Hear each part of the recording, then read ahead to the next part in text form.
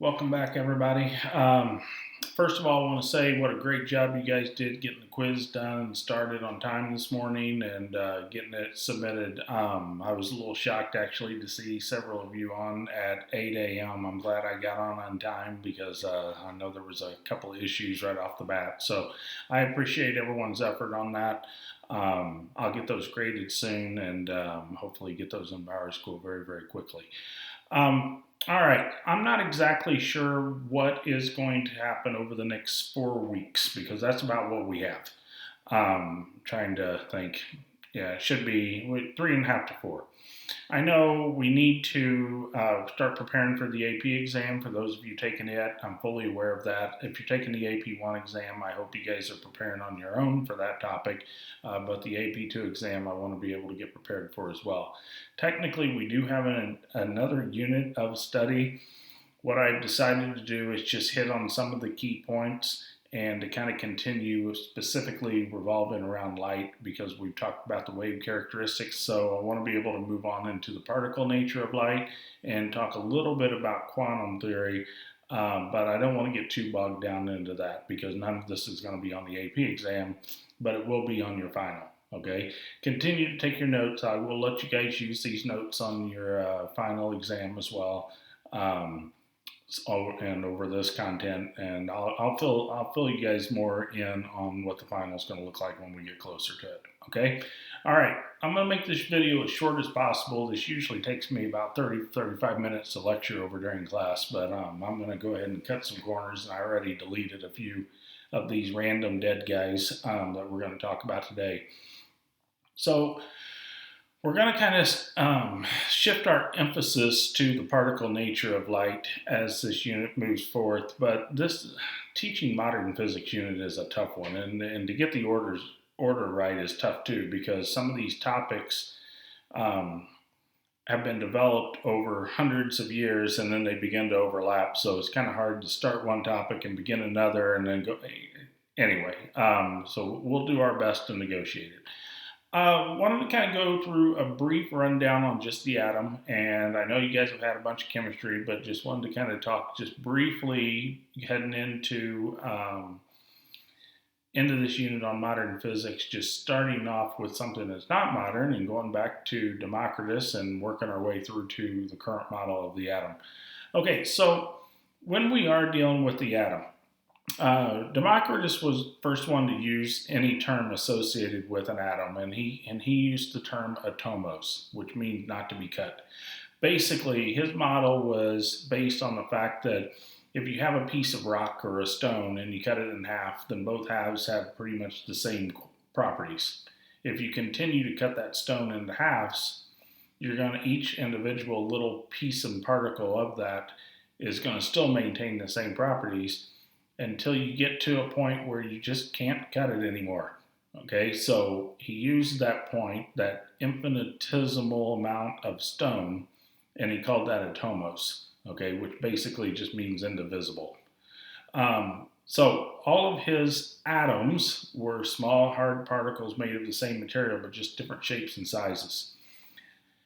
Now, this was a long time ago, and to be quite honest, if you think about what he had available to think about how matter behaves, and you know, all materials are made of these different atomos. Okay, so an atomos for stone will be different than fur, which will be different from anything else.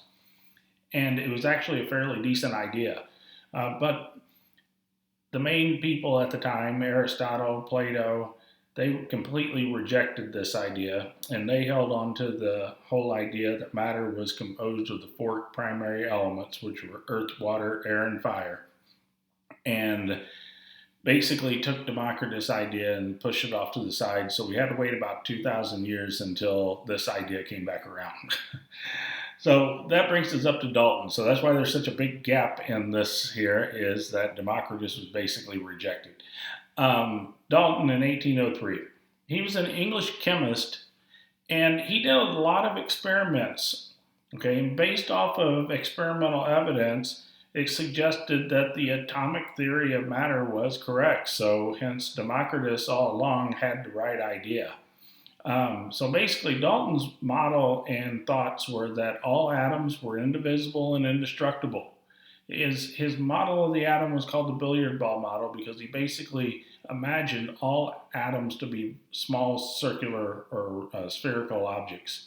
Okay, all atoms of a given element are identical, which that is pretty much accurate. And then he also was able to do experimental evidence to show that compounds are created made up of two or more atoms, and not only that, made up of two or more atoms of same ratios to form those particular compounds. This is a chart and shows what Dalton used. These were his symbols, so he created a chart of the elements based off of how much they weigh, and which their weights were a little bit off on how they were able to calculate them. But all of his symbols were circles, but he also based on his lines and dots and everything on how they combined together to form different compounds. So he had a method to his madness here, but obviously our periodic tables now look a lot different than this. Okay. As we move through this, and we've talked about Thomson earlier in the year, but you're going to get some questions on these, so I wanted to make sure that we go back to this. J.J. Thomson took the model of the atom from Dalton of just solid spheres and took us a step further. So Thomson's model of the atom was based off the fact that he discovered the electron.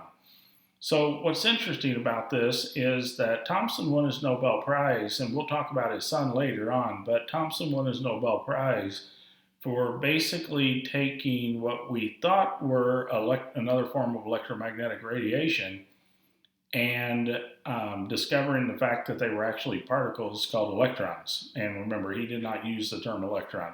But his son took those same particles, the electrons, and actually won his Nobel Prize for evidence of the wave nature of an electron. So, it was kind of both Thomsons won Nobel Prizes for different aspects of the electron. One for the particle nature of an electron, one for the wave nature. And like I said, we'll talk about that later on if we get to it. Okay, so remember, Thomson used the cathode ray tubes, and he went through several different steps. First thing he did was he took those cathode rays and he placed them through a uniform electric field. So you'll notice that we have a positive plate here and a negative plate here. So if this cathode rays were actually electromagnetic rays, they would not be deflected when placed in this electric field. But instead what he found was that and since this is the positive plate, this stream of cathodes would curve upward because of that. So basically, instead of going straight through, they curved because these were charged particles. He also used a magnetic field, and have fun using the right-hand rule here, but remember, right-hand rule for negatively charged particles, you would be using your left hand. These are X's into the diagram. Okay, so basically, if you were to use your left hand here and place your fingers into the page or into the screen in this situation, your palm would be facing down. So what happened was they went through the uniform magnetic field and it deflected them this way. Okay, now what Thomson was able to do then, so based off of this, since they deflected a certain way based on the magnetic field and the electric field, he was able to determine not only were they charged particles, but they were negatively charged particles. All right. Then he was able to find the velocity of the particles by placing them in a velocity filter. So remember, when we take perpendicular magnetic field and electric field, we can derive out an equation for the velocity filter. So he was able to find the speed at which these electrons, or corpuscles as he called them, were moving through this velocity filter. Once he was able to find the velocity of the particles, he was then able to go back to the magnetic field and use that, and based off the radius of curvature of the stream of particles, he was able to determine the mass-to-charge ratio. Now, he estimated that the charge of the particles was about 1.0 to the negative 19th coulombs. If we did a percent difference on that based off of our current knowledge, well, that wouldn't be a very accurate statement, but it's still pretty darn close based off of the knowledge that they had at the time. Okay, so Thomson's model then, instead of being hard spheres, he actually imagined that the atom was neutral and it had just a kind of a matrix of electrons scattered within this positively charged object that made it neutral. Okay, so and this was called the plum pudding model, and he never Thomson never actually liked that term that was given to it. There is, it depends on which book you read, which website you read. The original plum pudding model was actually proposed by Lord Kelvin. Once again, we always give Thomson all the credit for this, but that's just kind of the way a lot of the historical things go. All right, now we've talked about Millikan in the past. Remember, Millikan's oil drop experiment was used to actually find the charge of an electron. So what he was able to do with it is charge oil droplets, or his student Fletcher was the one that actually figured this out. But he was able to charge some oil droplets by spraying them into a small opening between these charged plates. And what happened was he was able to select one molecule at a time, and he was able to search through this with his little viewer going through here, and he was able to measure the approximate size of this oil drop. So remember, by doing this, excuse me, the gravitational force down is equal to the electrostatic force up, and remember, force electric equals EQ. Okay, so based on this, he was able to figure out the actual value for the charge of an electron, which is 1.6 to the negative 19th coulombs instead. Now, obviously, the oil droplets were not individual electrons, but based off of thousands of pieces of evidence, they were able to reduce the value of the charge of each oil droplet down by the same number and end up getting that 1.6 to the negative 19th number. All right, moving on.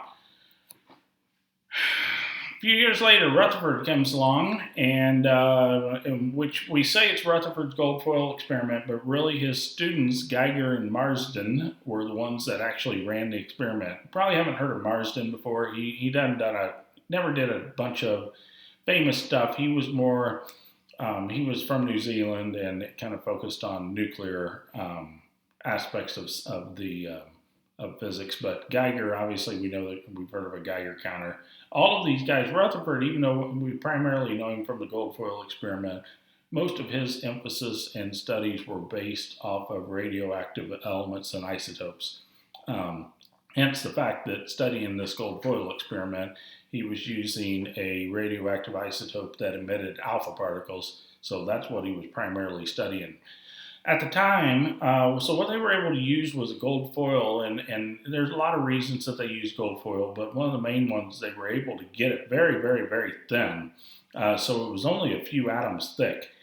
As this gold foil was bombarded, according to Thomson's plum pudding model, since it was just pretty much an empty space, or a fluid-filled space with electrons, the particles were expected to just be able to go straight through. But what they found was that the particles were deflected on the other side. So some of these particles were able to go straight through. Some of them were deflected a little bit, but then some of them had a very large deflected angle, and some of them were actually reflected back to the other direction. Okay, so basically Rutherford thought that most of the mass then had to be located in the center, which was the nucleus, and it had to be positively charged in order to repel those alpha particles away, because we should know what an alpha particle is by now. So Rutherford's overall emphasis was the atom's mostly empty space, and the nucleus is 10,000 times smaller than the radius of the atom. So he devised this model called the planetary model. And once again, we give him credit for the planetary model, but there was actually, I can't remember the guy's name, but he was from Japan. Another scientist from Japan actually started his own planetary model before Rutherford. Rutherford just kind of expanded on it a little bit with his knowledge of the atom based off of the gold foil experiment. So basically, we can imagine that electrons, instead of being embedded into this matrix, instead they orbit the nucleus, and like planets do. Now, at the time, though, they also understood that photons were generated by electrons. And we'll come into all of that stuff later on in the unit. But if photons were generated from electrons orbiting the nucleus, then what should happen based off of the current model or based off of Rutherford's model was the electrons were going to continuously lose energy and then eventually just crash. So what the big thing that Rutherford had issues with was the fact that his model was going to basically destroy every atom. Okay, and we will spend a lot of time talking about Bohr later on, but Bohr basically came to save the atom from Rutherford. And rather than the electrons as they orbit continuously losing energy, he was able to devise his electron orbital theory based on the fact that the electrons were only going to change into certain energy levels depending on how much energy that they emitted based off of the photon type. Once again, we will get into a little bit of that. I know those of you who have had college chem or in college chem right now have gone through Bohr's energy transitions, so we will talk about that towards the end of this unit as well. All right, like I said, that was a pretty quick rundown of these topics. The next worksheet's going to have a lot of these on it, so that's why I wanted to make sure that you guys knew a little bit about this before we go too far. And we're going to spend a few days talking about Einstein here coming up next week, and not relativity, unfortunately.